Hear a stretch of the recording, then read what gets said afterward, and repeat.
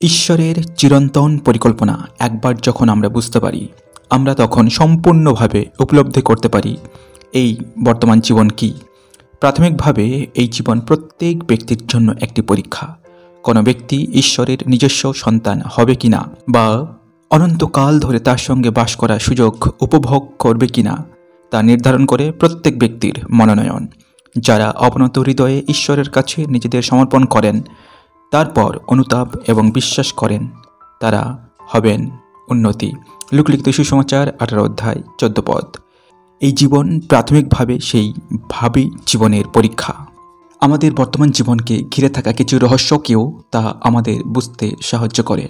উদাহরণস্বরূপ, অনেকেই বিস্মিত হন শয়তান এবং তার সাঙ্গপাঙ্গদের কেন মানুষকে প্রলোভিত করার অনুমতি দেয়া হয়েছে, অথবা শয়তানকে যখন স্বর্গ থেকে বিতাড়িত করা হলো তাকে পৃথিবীতে প্রবেশ করার অনুমতি দেয়া হলো কেন। আমরা এখন দেখতে পাচ্ছি এমনকি শয়তানও ঐশ্বরিক পরিকল্পনায় স্বর্গীয় উদ্দেশ্য সাধন উপযোগী হয়ে ওঠে। প্রাথমিকভাবে শয়তান মানব সমাজের জন্য বিকল্প মনোনয়ন হিসেবে কাজ করে। যিশুর সেবাই যদি একমাত্র মনোনয়ন হতো, তাহলে কেউ পছন্দ করুক বা না করুক, প্রত্যেককেই যিশুর সেবা করতে হতো। একটি নির্বাচনের ক্ষেত্রেও একই রকমের ঘটনা ঘটত, যেখানে প্রত্যেকেরই ভোট দানের প্রয়োজন, অথচ ভোট প্রার্থী মাত্র একজন।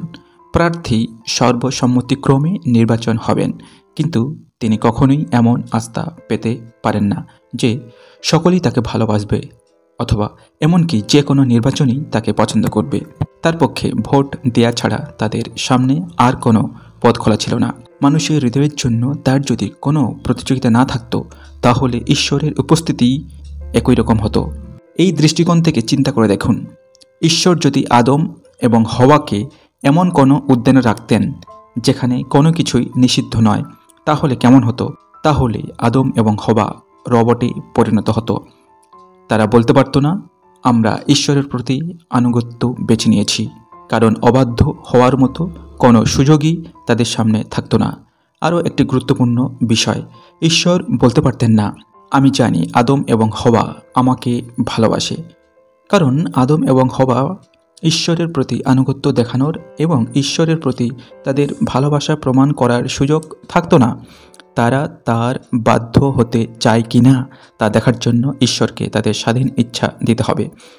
ঈশ্বর কাউকে প্রলোভিত করেন না, যাকব 1 অধ্যায় 13 পদ, কিন্তু তিনি সকলকে পরীক্ষা করেন। গীতসংহিতা 11 সংখ্যা 5 পদ, হিতোপদেশ 17 অধ্যায় 3 পদ। শয়তানের দ্বারা প্রলোভিত হওয়ার অনুমতি দিয়ে তাদের পরীক্ষা করেন। আজ এই পর্যন্ত। কেমন লাগলো জানাতে ভুলবেন না। ভালো লাগলে অবশ্যই সাথে থাকবেন। ধন্যবাদ।